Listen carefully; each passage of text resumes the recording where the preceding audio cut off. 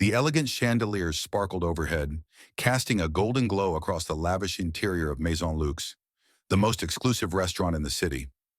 Dressed in tuxedos and designer dresses, the guests dined on gourmet meals, sipping aged wine as soft classical music played in the background.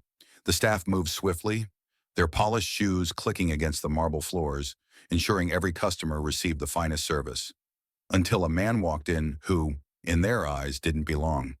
The moment he entered, heads turned.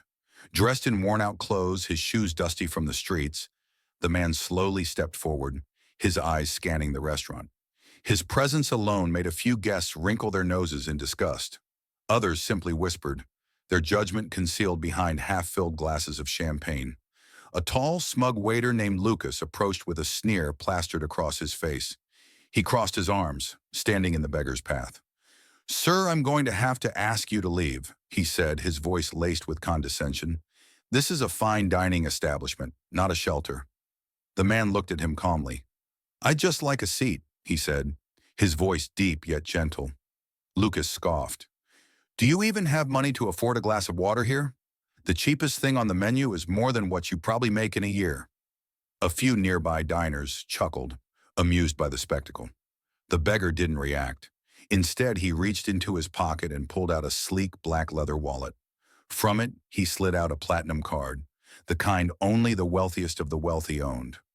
Lucas's face twisted in confusion. "Where did you get that?" he scoffed. "Steal it off some businessman on the street?"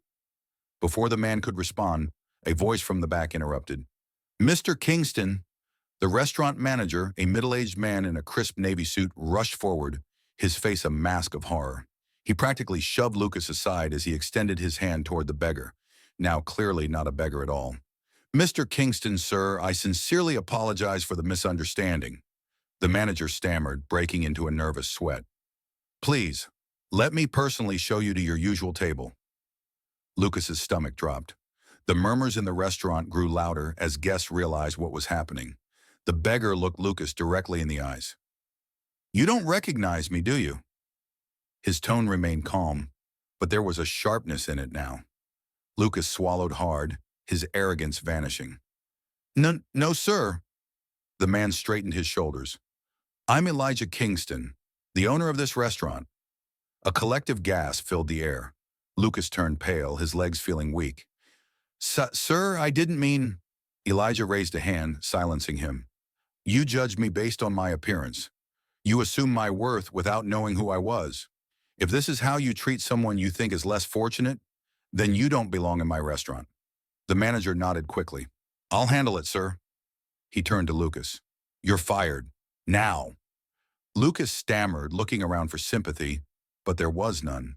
Instead, all he saw were judgmental stares, shaking heads, and disapproving glances from the very guests he once tried to impress. Elijah took his seat at the best table in the restaurant, where the finest bottle of wine was brought to him, on the house.